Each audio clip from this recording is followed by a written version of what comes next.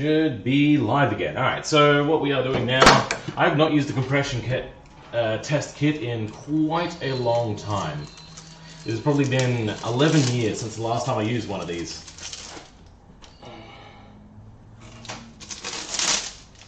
Alright. So basically what it does is it goes into the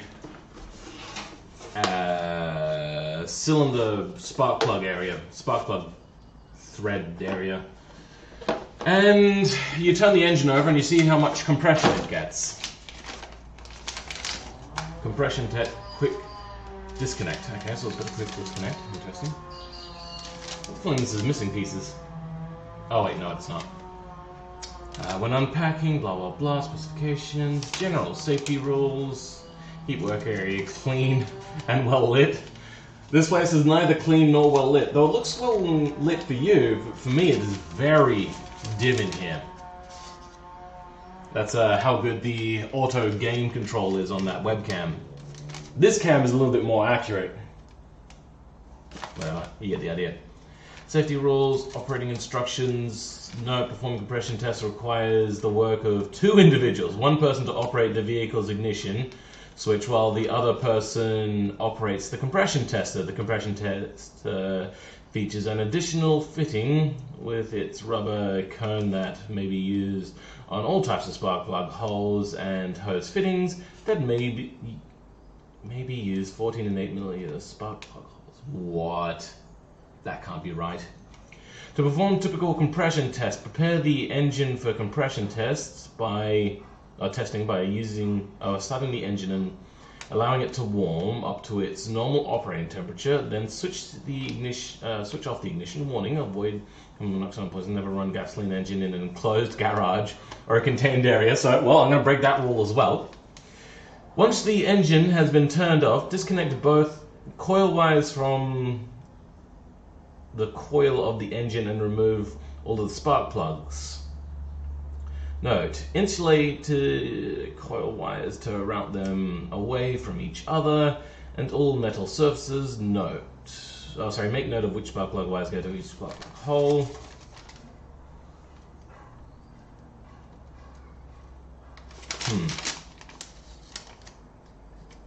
Attach either the adapter fitting 2 or 3, blah blah blah. Connect the compression tester to the first cylinder of the engine with the fuel pedal depressed all the way down. Crank the engine for at least 8 revolutions. See figure C. So hold on. Crank the engine for at least 8 revolutions. See figure C. Figure C is just a picture of an engine. Wow, high quality notes these are. Yeah, alright. While cranking the engine, observe and record the maximum reading on the gauge of the compression tester. Once the maximum reading has been recorded, discontinue cranking the engine, then release the air pressure in the gauge by blah blah blah. Remove the compression tester. Good engine cylinder compression will be indicated with a high initial reading and progressive build-up to the final maximum reading. Poor engine cylinder compression will be indicated with a low initial reading and much slower build-up to the final maximum reading. The compression readings for all engine cylinders should not vary by more than 10%. Note: check your owners or maintenance manuals for acceptable pressure readings. Okay, so we're going to start off by testing the one that's bung, because I need to know what that one is. Then we'll move on to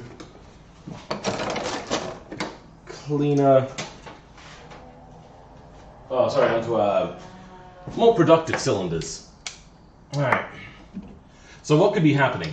The reason why I'm doing a compression test, that's the wrong way, is between the head, which is the main part of the top end of the engine, and then the crankcase, so the cylinder head ends like that, and the engine block has the cylinders in it with circles where the pistons goes up and down. But in between there, this has to be cooled, and so does the main part of the engine. So it's got little water ducts, and it's also needing lubrication, so it's got oil ducts going through there. And sometimes, all the time there's a gasket, but sometimes that gasket fails, and water will squirt through into the engine, or oil will squirt into the engine. And I think that's what's happening. And the compression test is one way to figure that out. Now, the compression test tests other things as well, like, wait, that's the wrong way, like piston rings. So those pistons that go up and down, they'll have rings on them. And sometimes those rings will also fail. But I don't think it would run quite like this, so we'll test to see what it is. If it is a poor gasket even, I'm not going to bother replacing it. I'm just going to sell it as is and then say that somebody can, oops, take that engine that I have spare out. Did it go to the ground? Did it go on the ground?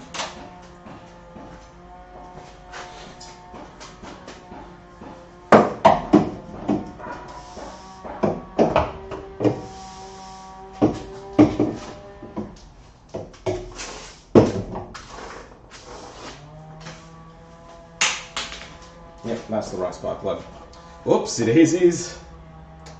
When I dropped it, I changed the gap. I don't have a gapping tool, so I'm just going to guesstimate how much that's meant to have before I put it back in. Alright.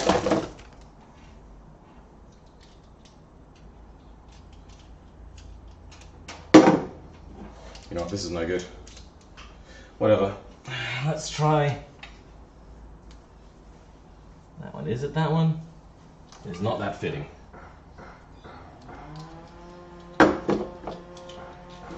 I don't think it's that fitting. Let's compare. Definitely not that one. I think it's that one. All right.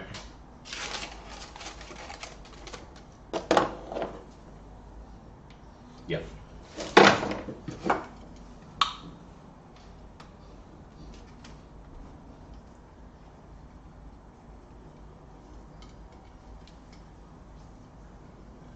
Good-o. That's in there. I don't know how tight to make this, but whatever. Alright, so we have to remove ignition.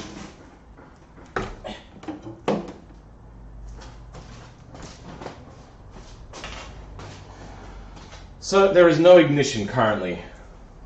Hopefully that won't jump across though. It does on newer cars.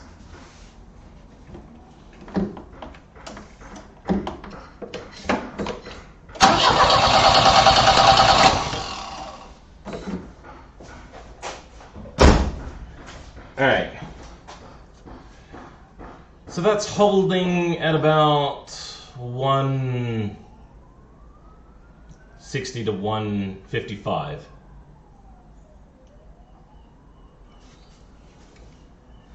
I didn't really count how many revolutions that was though, but we'll give it a try.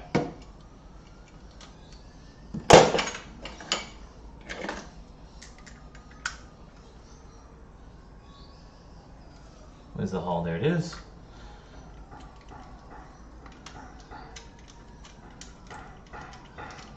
See how this goes.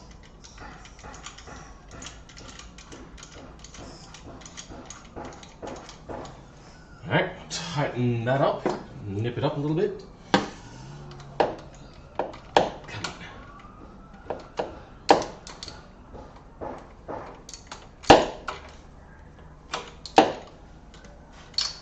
Alright, that one's good. Let's try this one. I should probably reconnect this so then I don't lose where they go. Alright, back on these. Did anybody count how long I turned the engine over for? I really should have paid attention to that. Get on there. Oh, come on.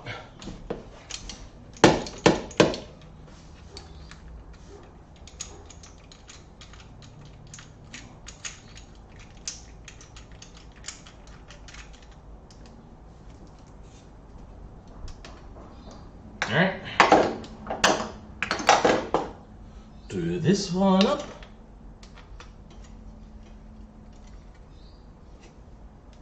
Oh, that's cross-threaded. You really do not want to cross-thread a a spark plug. Cross-throwing a spark plug is like the worst thing in the world because it'll just dice up your cylinder head, and basically your cylinder head becomes just a useless piece of junk. Okay, back down to 0.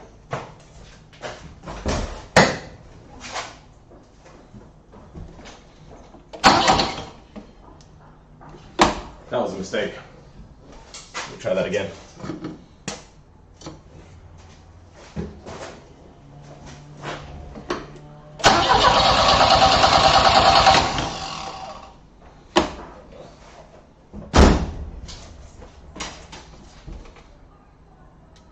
That seems about 10 psi more, which is within tolerance. Alright, that's less than 10%. They said as long as they're within 10%, they should be fine. I'm going to test the rest of them to see if they're all pretty good, because why not test all of them? I might go back to testing cylinder 1 as well, once I'm done all 4 of these. What I'm checking for now, as opposed to anything else, is 5 moves of the needle. That's not 5 revolutions, that's like 10 revolutions. Because it only has 1 compression stroke, which happens every 4 strokes, which is every 2 revolutions.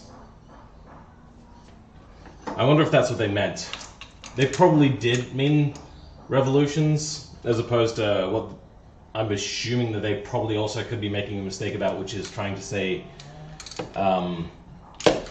not revolutions, but yes, half revolutions. I don't know. A lot of these parts manufacturers don't really put a whole lot of thought pattern into these things. I just hope that they did.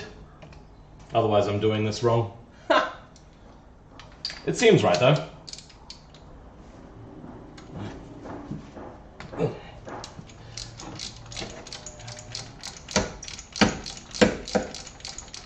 I remember when I first used to work on cars, I used to be paranoid about getting spark plugs tight enough. So I used to, I had a torsion wrench, which tells you how tight you've made things, and I always used to do it to like exactly the manufacturer's specifications, which is not a specification you see very often. Usually it's a thing that's really well hidden, very deep, and I had to look very deep to find it. It wasn't even in their regular things. How's that spark plug look? It looks fine. I'm going to see how big the gap is. Alright. I have to change the gap on that cylinder anyway, since I stuffed it up when I dropped the spark plug. So what I'm talking about here with spark plug gap is this overarching bit can move up and down if you belt it with a hammer or you knock it or something. And when I dropped that spark plug before, it dropped and hit the ground, and I forgot to change it, but it changed the gap size.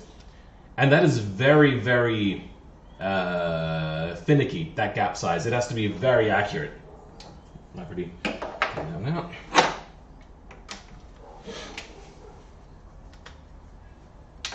How's that?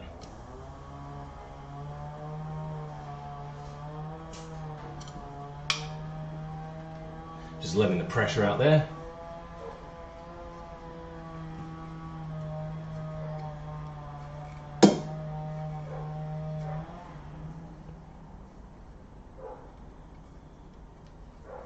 And I'm just doing it finger tight because there's not really much point in doing it any different than that.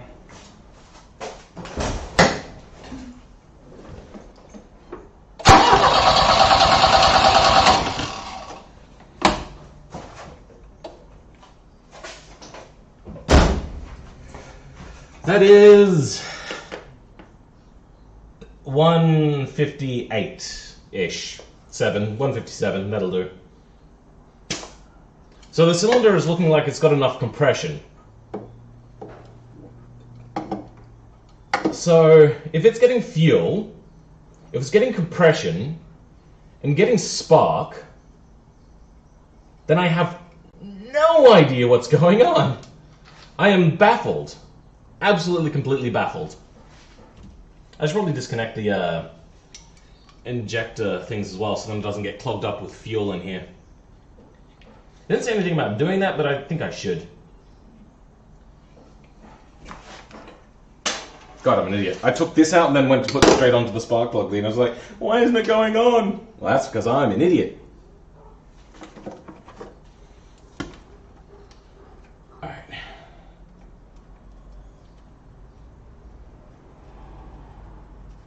Good-o. Good-o, doggo. How's the lighting? Lighting seems fine. Whoa. That is some impressive lag. Am I getting like 2 FPS? Or is that just my thing doing poorly?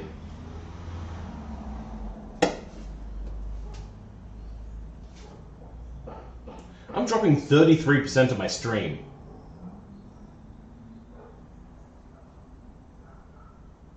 Why am I dropping so much?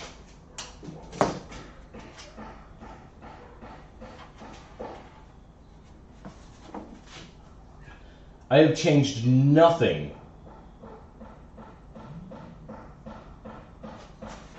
Give me a second.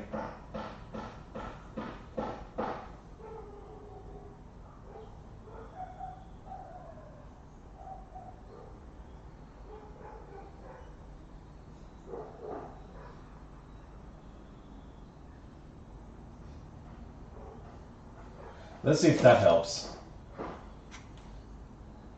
It's struggling so hard right now. Why? I have changed nothing. I do not know why I'm dropping so many frames right now.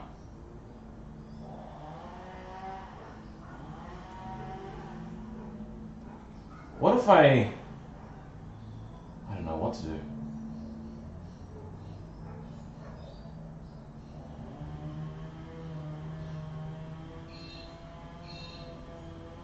Let's test my internet speed. It'll probably kill my stream for a little bit, but we'll give it a try.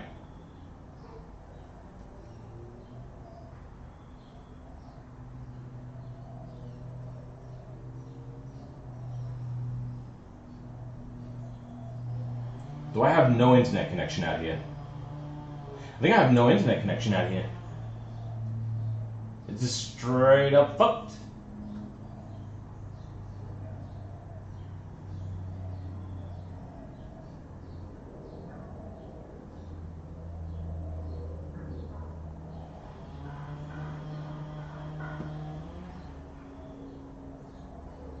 No, I'm getting internet. Any second now. It's really slow.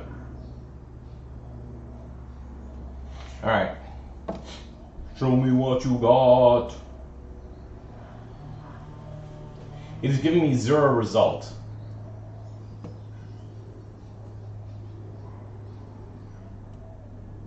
$12,637. Well, I'm not dropping anything right now. Right there, right there.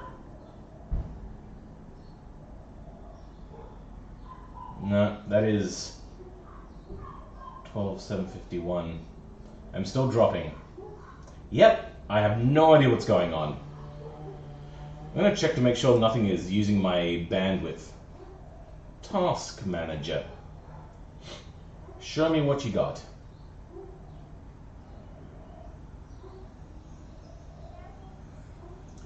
Google is trying to do something.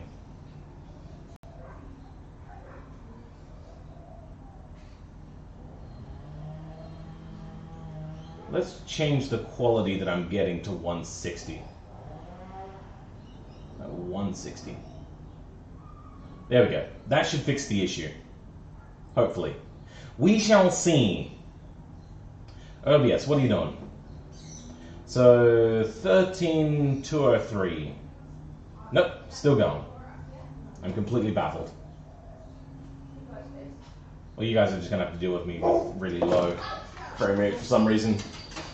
I can't fix that issue. Alright, has this been tightened? Probably not tightened. There we go, that's tight enough. And the last one. Last and definitely least, I hate doing this one because it is such a painful location, this spark plug, because this fuel, oh, sorry, not fuel, brake booster is right here.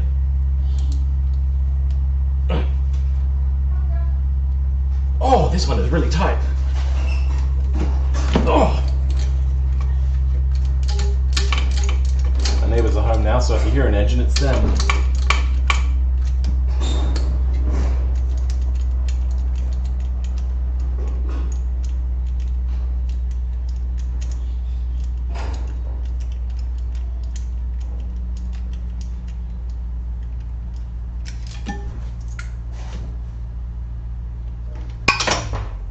Well, shit.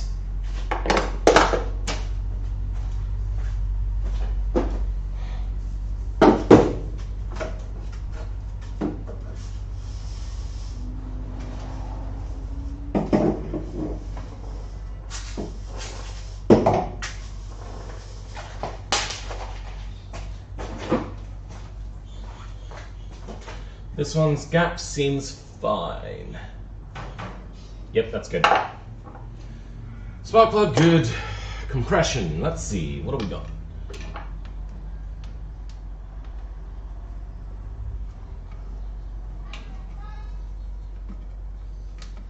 I'm actually really thankful now that this has a kink in it, because that is making this lineup considerably easier. Actually, no, I could do this with a straight one. No, you know what? It is a pain in the butt. I hate that there's a kink in this.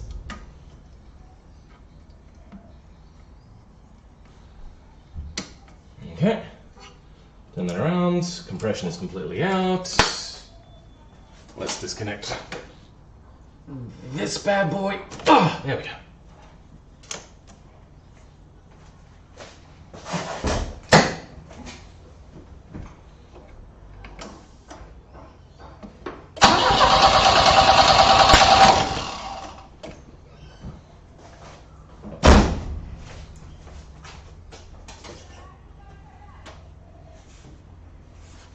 I know what's wrong with the car, and to fix it.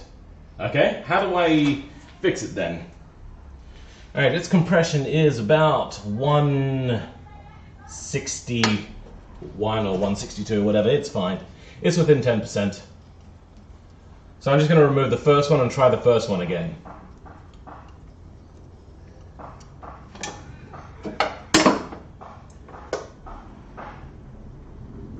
This is going to be a pain. See, realistically, if I had the patience, I could just chuck the other engine in there.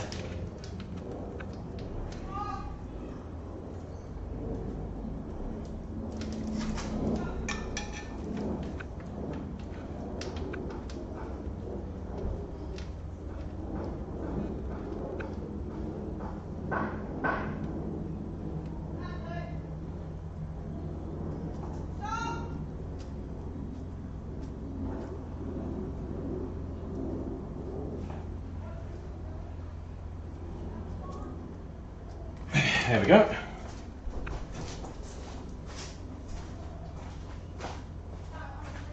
Oh, the neighbors are moving more stuff in. I was wondering what they were doing. Yelling out stop and all that kind of stuff. Turns out they were just backing in a trailer. It's a piece of junk, so send it to the junkyard. No, what I'm doing is I'm fixing it so I can sell it. If I sell it to a scrap metal yard, I'll probably get about 120 bucks. If I sell it misfiring, I'll probably get 200 bucks. If I sell it completely working, I'll probably get, I don't know, 1,200 bucks. So, yeah, we'll see. I'm not entirely sure. I haven't looked up how much these cars go for recently.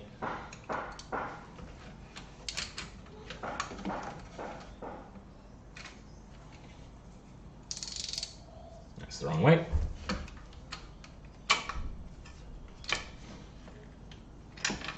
We'll close that off. There you go. Okay, I have to do that from the other side.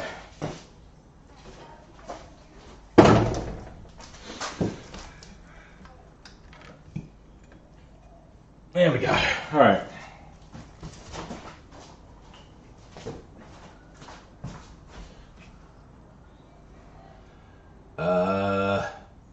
This one. listen.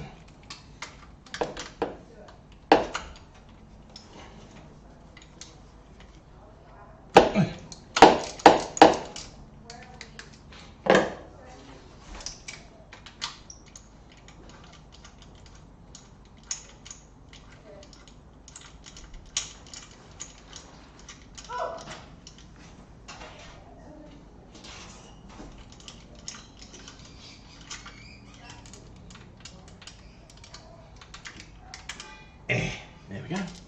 Alright, let's gap this out.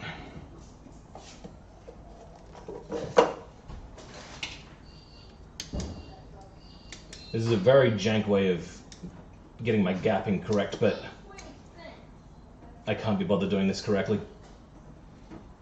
It's very close. A lot of people say don't bother gapping, just buy new spark plugs. But those people can go screw themselves.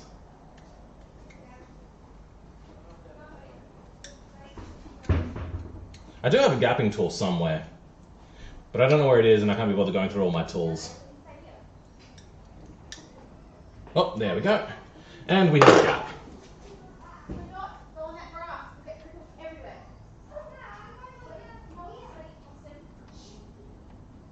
I think it goes in like a 0.5 millimeter increments too, or something like that. Like that's how really testy they are with making sure these things are exact.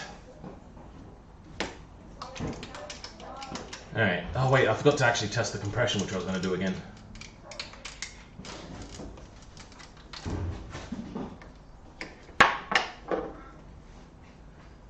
Yeah.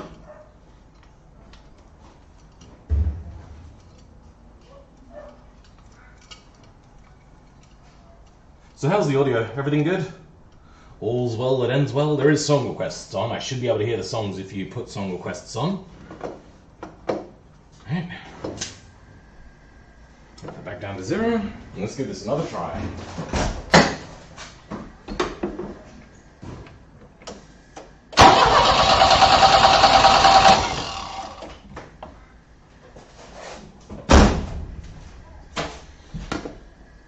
And yeah, it's getting really good compression. It's at about 162. So yeah, it's not a compression issue. So I just bought this $54 tool for nothing, really. I suppose it did help me troubleshoot. I might test the injectors again for voltage and whatnot.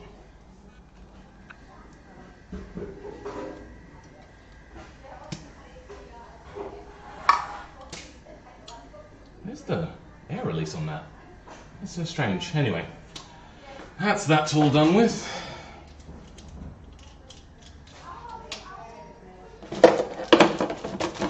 Now, I'll get my multimeter back here.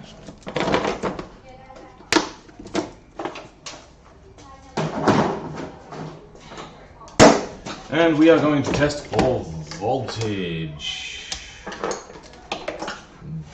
DC probably, that's AC. DC. Alright, let's do a DC voltage test on this. And see how much volts it gets. I should really test them individually. But it'll do, it's fine, whatever. Oh, this is so awkward. Oh wait, hold on. I have to plug it back in.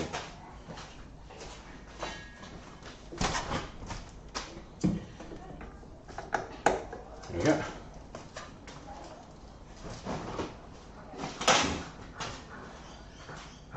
What I want to do is get it running and test the voltage. So I'm going to go back in here.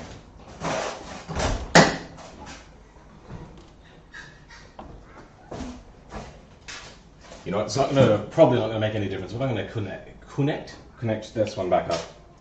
Oh, I didn't even put the spark plug back in. That could have been messy.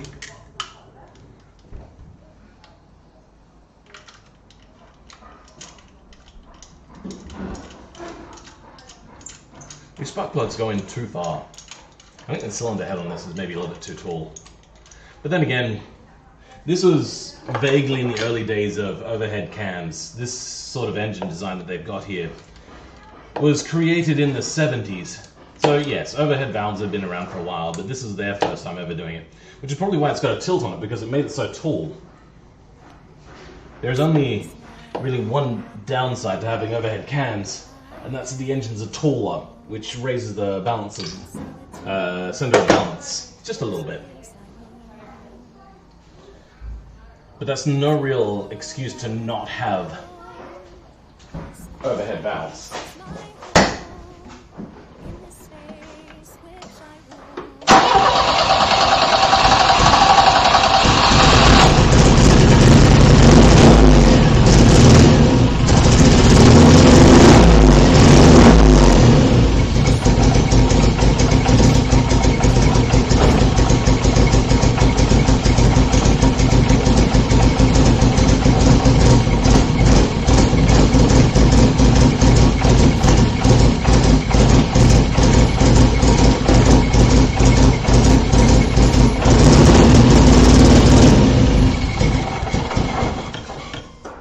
Damn it!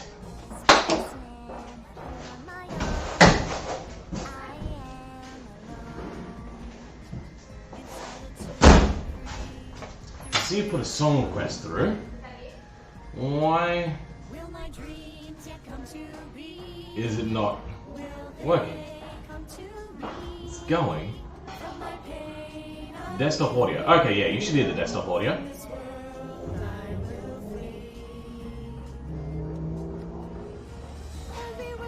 Can't hear songs? You should be able to. Desktop audio. Okay, yeah. Give me a second.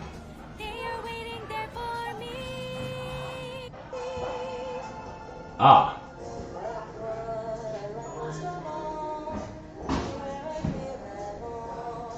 Wait, what?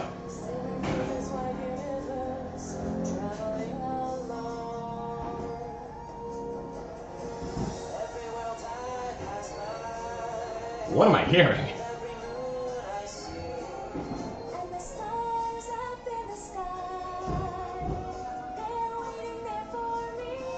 Hello CJ2 Clean, Turbo That Baby. Just kidding, how you doing, man? I'm coming along. Can you not hear? Yeah, you can hear it now. Tell me if you're getting feedback through the microphone though, and I might have to get rid of song requests. So yeah, no, this car is just for getting running and selling. It's the other car which I'm going to stick a big engine on and...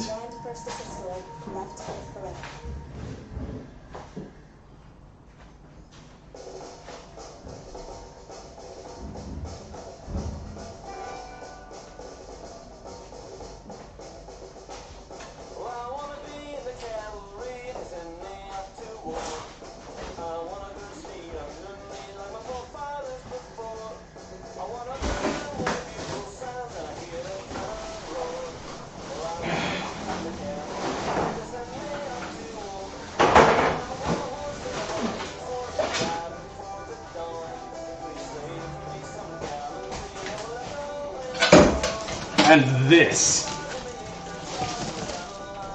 Why is there a drill in here? This box is falling to pieces.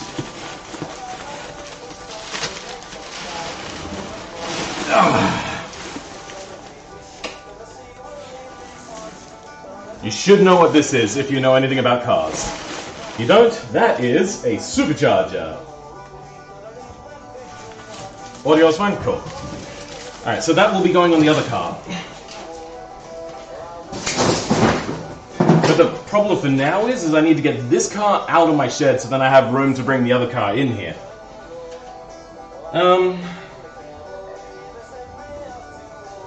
Voltage.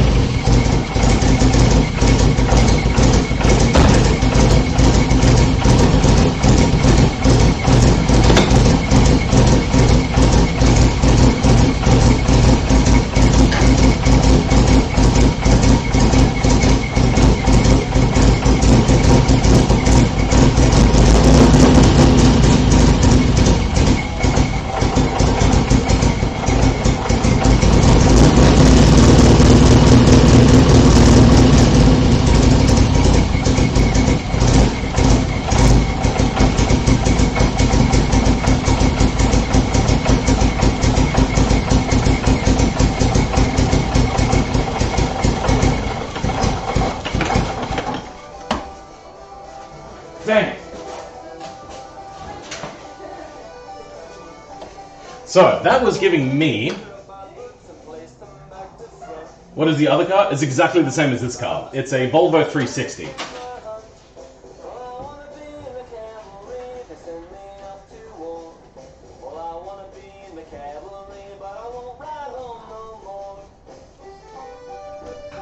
Sorry, just my microphone was falling over because it was getting shaken too much. Wait, is my stream going still on? Yeah, my stream's still working. Alright, so, yeah, the other car is exactly like this. This is a Volvo 360, except it has a statutory write-off, which means that it is not allowed to be put on the road anymore. Why is this not working?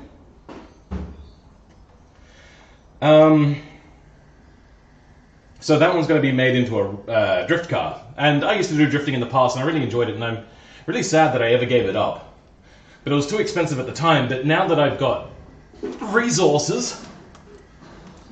Not money, but I have resources, and I'm going to get back into it. But with this time, a car that I love. I previously did it with a car that I didn't love, which was a Nissan Sil 80, and that car was just parts and expenses, and I just didn't enjoy it.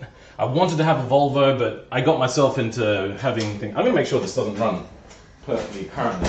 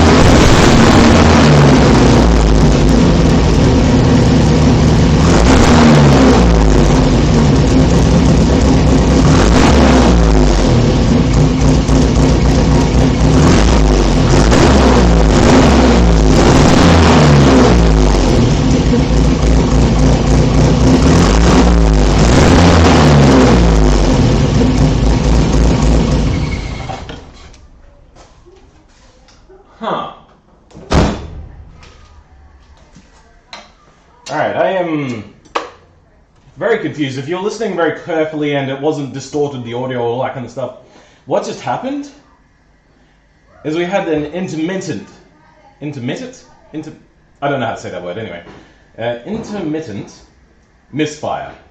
So it was sometimes missing but not always, which means that it is, at higher end RPM, it's fine, which happens with a lot of cars that are misfiring.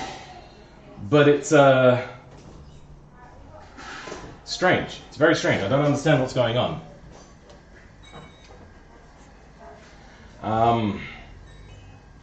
It could still be a fuel issue. It could just smoothen out and seem as if it's not misfiring, but it seems as if it is misfiring still. Let's test the voltage.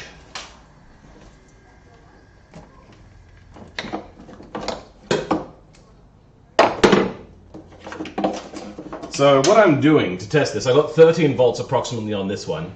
So I'm sticking one in here and I'm sticking the other one on the ground so I can get a clear voltage through.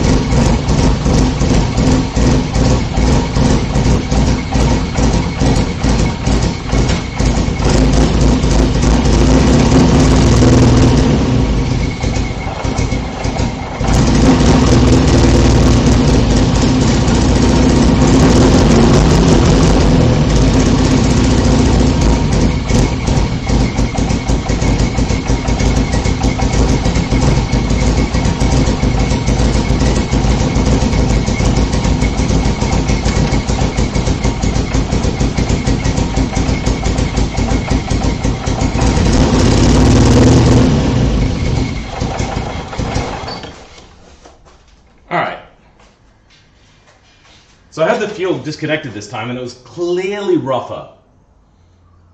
So I think what might have actually been the issue is I just needed to run it for a while. There might have actually just been an oil buildup in the engine itself.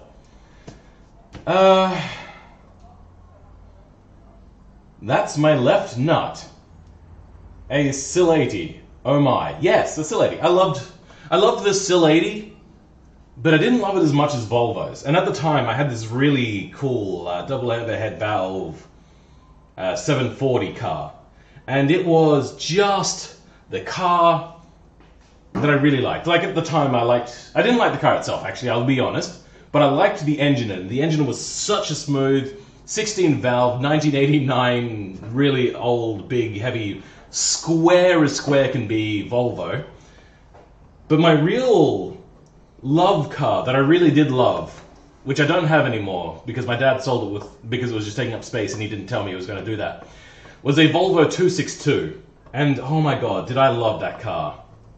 Except it was in really bad shape and I just never worked on it. But hopefully now I will do some more work on cars now that I've got this whole setup finally working. Oh my god, there is so much smoke in here at the moment. I'm probably going to start being delirious. Just going to let this chill for a bit and then I'm going to turn the engine back on. So yeah, I think I'm going to sell this car as is. Oh, one thing I'm going to have to do is over here. This battery. So one of the problems with this car is it takes a very specific small battery. And that small battery is like $180. Whereas this one, slightly more powerful and very close to the same dimensions, was $90-something. Unfortunately, if you close the bonnet right now, it'll spark out. So what I have to do is I have to move the battery plate down just a smidge and then put some caps on the battery so then they don't spark out. So I'll be doing the next owner a bit of a favor by doing that. I'm going to let the... You know what? No. I'm going to run the engine for a good couple minutes now.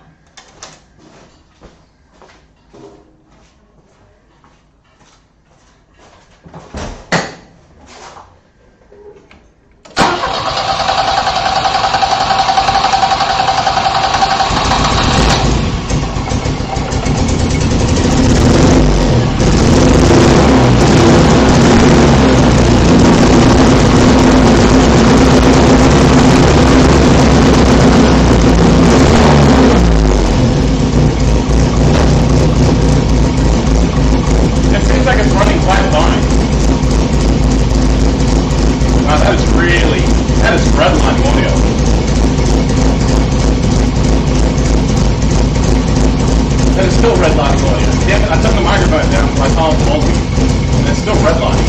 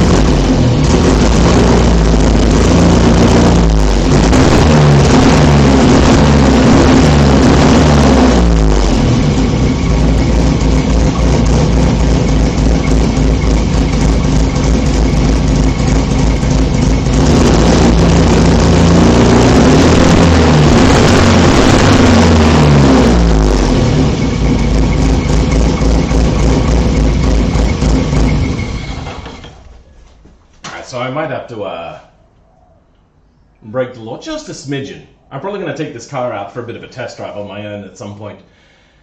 And just kind of clear its throat a little bit. But it seems like it's doing fine. I'll just attach the exhaust again if that's detached. I'm not actually sure what's wrong with my exhaust right now. Let me check.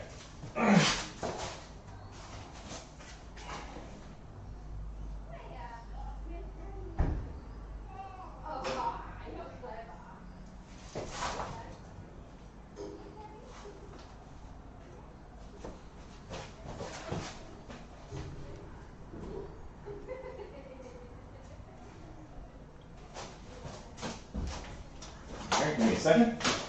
Oh my god, there's so much smoke.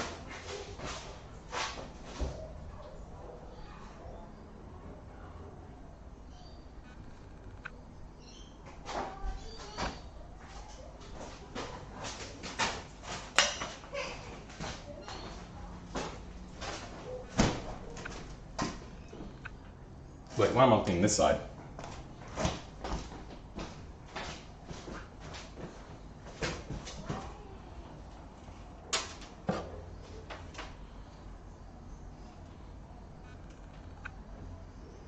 Alright, so the exhaust is attached, so the exhaust is just bung. The exhaust is no good. That is unfortunate. So, let's have a look at the battery situation now. There's so much smoke in here right now, it is getting a little bit hard to breathe.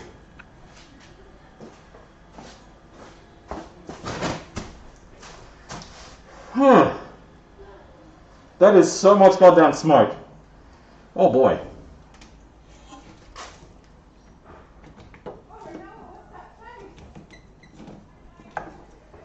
Let's move everything out of here. And I'm going to try closing the lid to see how much it has to move down. Which it might not have to move down much at all, just have caps put on it.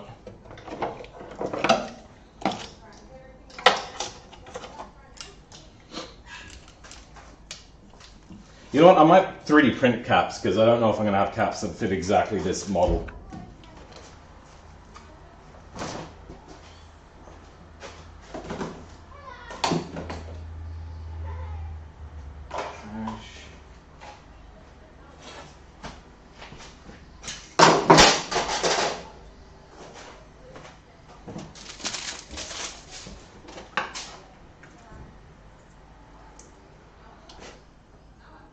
What's that? I have no idea what that is. It's some sort of bung plug for something. I don't know where it goes. Oh, this rubber boot is boned. There is nothing there. That's going to have to be plugged up.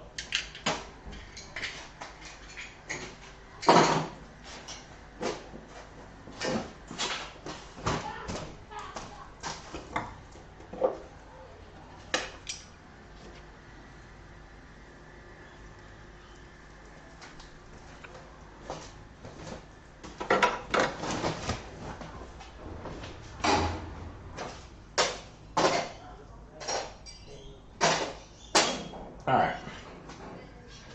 It might have also been that the new injector did actually do its job.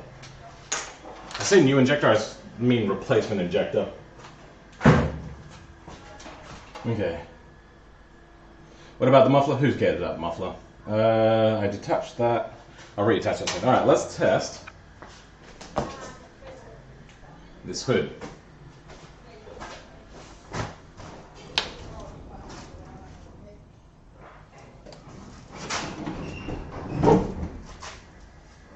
Well, you know what? Maybe it doesn't need to go down.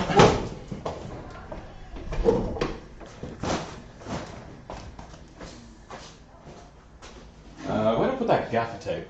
I brought gaffer tape in here. Now I've lost it somewhere. Oh, I didn't put it on the supercharger, did I? Nope.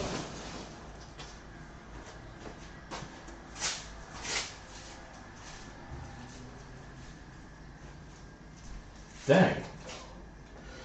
Dadgong.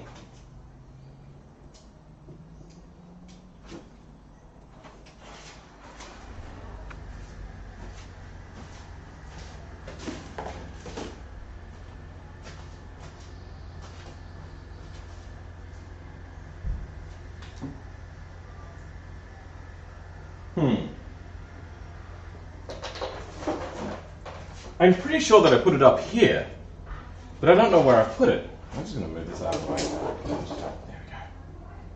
Good, that's out of the way now. So I can close the hood without touching that. I don't know where I've put it. I had a roll of gaffer tape, and gaffer tape is not cheap. Oh, here it is. Found it. Alright. I'm just going to gaff at the top of these. This is electrical insulating, so that's good.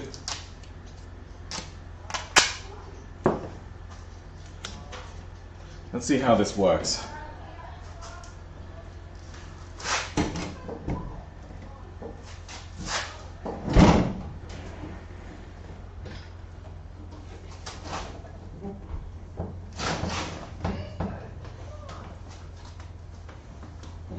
light it up and see a little bit better.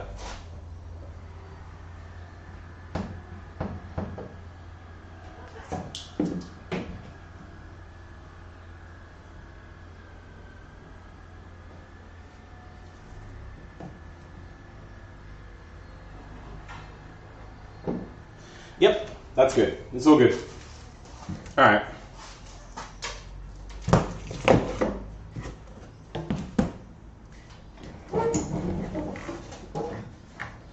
Only a few last little tidbits to go on this car, and I think it is good to go.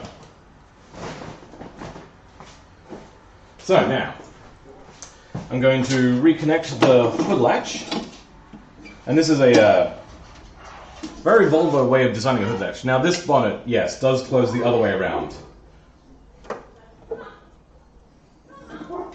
But it has a very specific way of closing. Now I took that screw, where did I put it? Here it is. Oh no, this is the one with the pin. And I lost the pin. Yeah, I don't know if I can reattach this.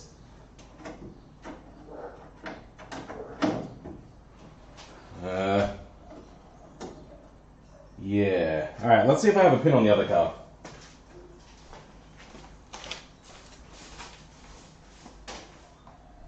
Yes, I do. Alright, good, I do. I just have to get it off.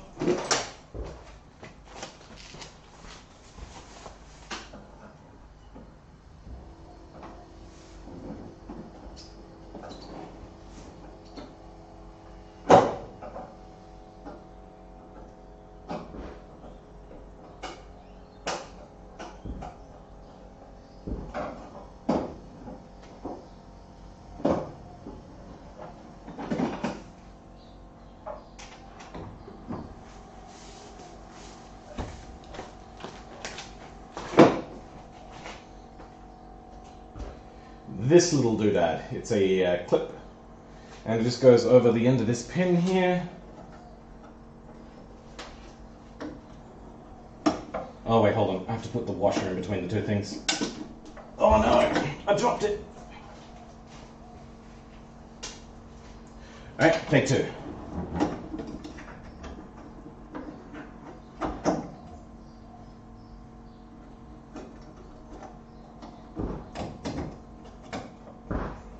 Alright. We now have, voila, one completed car. Alright.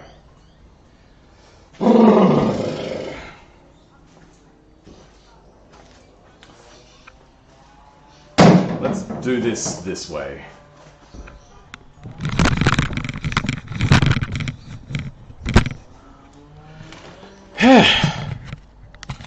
Yep, cool. Actually, we'll turn this around this way. You can see all the parts just laying around. Oh, you know what? I don't have that tire on it.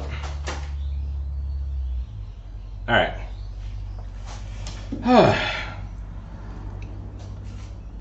How's that look? Does that look? That looks decent enough. Anyway, so I just got to put a tire on this car, and this car is basically done. Once I'm done with the tire, I'm just going to chuck this up on eBay. I'm going to see, Gumtree. I'm going to see if I can find some caps for that battery. I might get some new windshield wipers. These wipers are disintegrating as we speak. They're just falling to bits. Then we will work on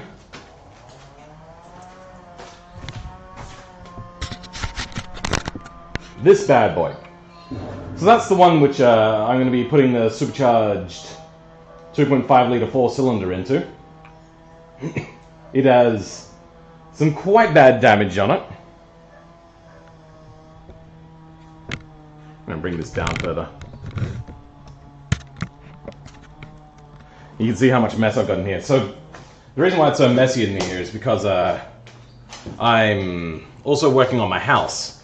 And my house isn't completely filled up with all of its work yet. It's all got a whole bunch of furniture and stuff out here, and once I'm done working on my house, all my stuff's going to go back in there. But working on my house is just a project I don't really want to deal with, because I have to do everything room by room, and that includes sanding and polishing the floor. So like I have to go to a room, I have to take everything out to sand and polish, then I have to put everything back in, then juggle something else out from another room, then I have to sand and polish, and just keep like doing a game of whack-a-mole with which furniture I'm going to have to move out of which room.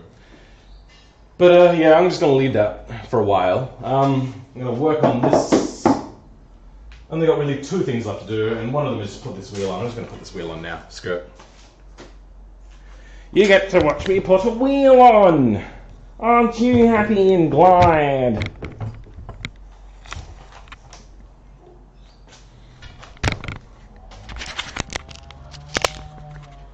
Exclusive content here. High-end, AAA.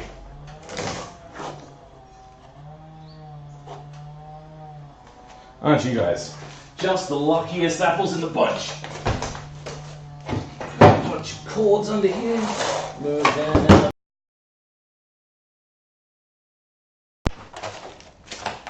Whoopsie-daisy. There goes my really expensive tablet. Good, it doesn't look damaged, thank God. How did that happen? Oh, I yanked a cable out of it because, yeah, alright, my bad. Plug that back in. Oh, did my... That messed with my webcam. Well, my webcam is frozen now. Awesome. Well, I suppose there's no point in doing that now because this camera is shit. Absolutely terrible. Alright. Thank you guys for coming around. So in this particular half of the stream, we had CJ Too Clean. Thanks for stopping by. Thanks Tina for stopping by. Did anybody else stop here? Lag Alex stopped by. Thank you for coming around. Oh, that was before I had to restart. So did Tas Radioactive? I think that's meant to be Taz Radioactive? Yeah, alright. Oh, and Bluegill. Did I say Bluegill? I'm not sure if I said Bluegill. Anyway, thank y'all for coming around. I am done. I am sweaty. I am hot. I am gassed out because I am the canary in the cave and it is very smoky in here right now. Very smoky. And it is like pungent, killing my nose. Alright, that's the microphone in the way. You're going to go again, aren't you? I see it's going. Anyway, I'm just going to end it now. Thank you guys, and bye! Oh yeah, extra thanks to Tina for hanging around for the longest amount of time. Great.